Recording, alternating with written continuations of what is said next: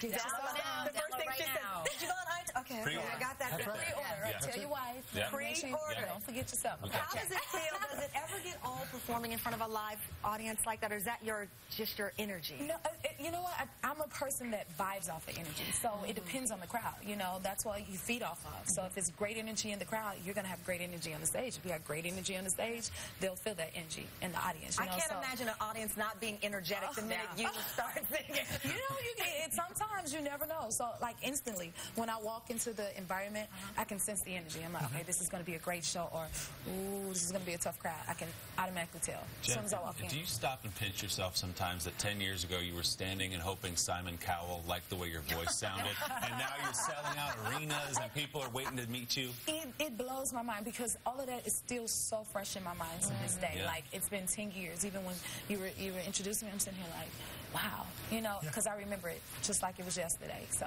you know, but God always gives you a little bit more than what you asked for. God gave you a lot. And speaking of God, you grew up singing in church. Your grandmother encouraged you to sing in church, and then your mom was the one who got you to audition for Idol. Yeah, you know, so they knew your talent early on. Yes. I always had, like, you know, a family that was full of support, you know, and still is, and that's what grew my talent. My grandmother used to have me rehearsing throughout the week, and then singing on Sundays.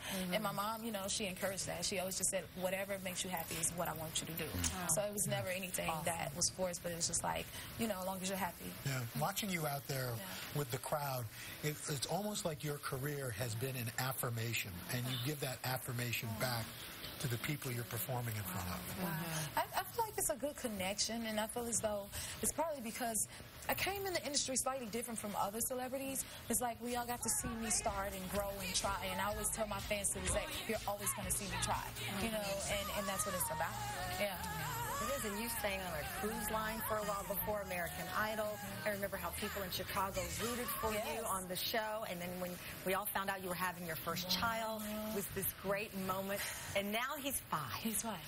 And he's going to kindergarten. He's going to kindergarten. Kindergarten. Look at him there. You're going to visit your new school. This is crazy. Like, I feel like I just had him. Yeah. And what you doing going to kindergarten? You know, you were telling us he loves to style his own hair. You're very fashionable. He styles his own hair. You better not touch his hair. Mommy, you're messing up my mohawk. And then he say in the mirror, I look good. He's got his own sense of style. First day of school tomorrow, so you've got the drop-off. You know you have to leave. No, not us. We get They're put telling out. you must go. They'll be like, you gotta go, and it's like, no, we'll be out. Or the parents is outside. They'll go, hey, baby, and I try to kiss him. Mommy, don't kiss me. There are people. Oh, he's already you can't there. kiss. Yeah, he's there. So none of that. What are you going to do? Honey, I don't know. Pry your hands off of him. But I'm your mommy. I should be able to kiss you. That's right. Yes, Meanwhile, absolutely. you have this great foundation, and you've started what's called Hatch Day every year. It's getting kids back to school. What does that do, and who's it honoring? Well, it's in honor of my late nephew, Julian King. He was so about education. He was a very, very smart little boy. And so my sister and I started the Julian D. King Gift Foundation in his honor, and it's on his birthday, August 14th. And so we give back to unfortunate kids and make sure they have the school needs they need to be able to go back to school.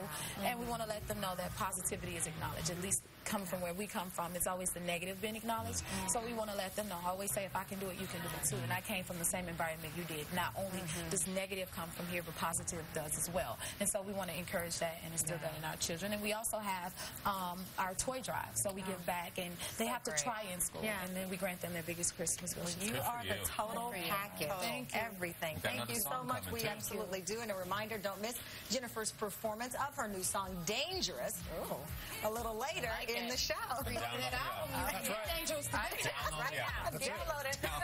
Coming up next, I got all the news you need before you walk out the door. And later, find out.